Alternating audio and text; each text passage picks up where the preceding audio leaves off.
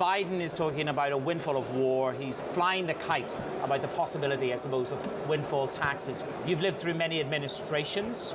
Do you think that this windfall tax can take flight? Is there any real chance of windfall tax? Well, I think it's a very highly charged political environment right now.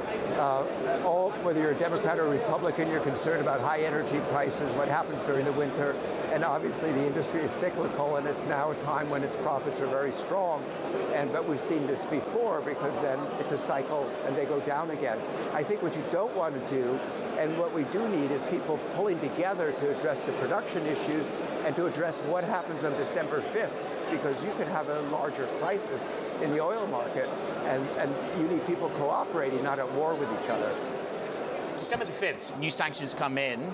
I'm hearing anywhere between 2 million to 3 million barrels, all told, with product and crude, will come off the market from Europe. You talk about a crisis. Translate that crisis into what happens in the market and prices. December the 5th, that oil comes off. Well, I think the question is, how does Russia respond to it? I mean, you're talking about 1.3 million barrels of crude, and then, as you say, the product, that comes in February, and the product might be even more difficult than the crude, because refining is so tight around the world. But I think you have to ask the question, Vladimir Putin has used gas as a weapon. How would he use oil as a weapon? It may be in his interest to actually constrict supply and see prices go up.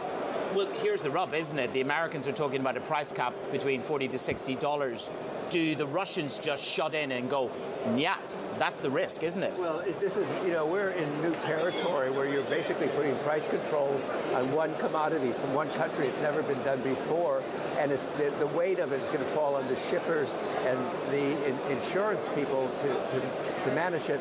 I think that the administration thinks this will be indicative, and it won't be too different anyway from the discount price.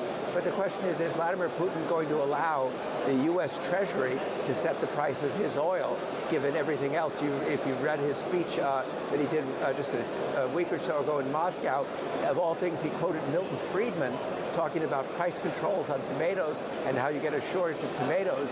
So, they've had a couple of months to prepare for this. Do you expect Russia to shut off the taps and completely weaponize oil? Is that an under-talked about risk? No, I don't think completely, but I think you could see a disruption of some supply. You don't have to take a lot off to create a panic in the market. So you're trying to manage something that's never happened before, and that involves so many different participants. Let's say there is an escalation.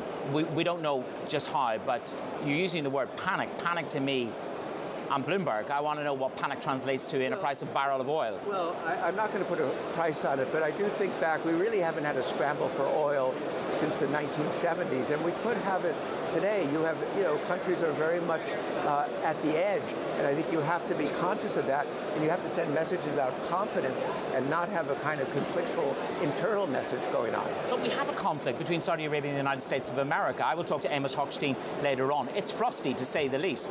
This is energy sovereignty. That's the word you used when you sat in the seat. Translate energy sovereignty, first of all, to the Saudis. Well, I think this is, it's just interesting how you get a new buzzword, and it basically take the global supply chains, whether it's chips or anything else, countries saying we have to be more self-sufficient.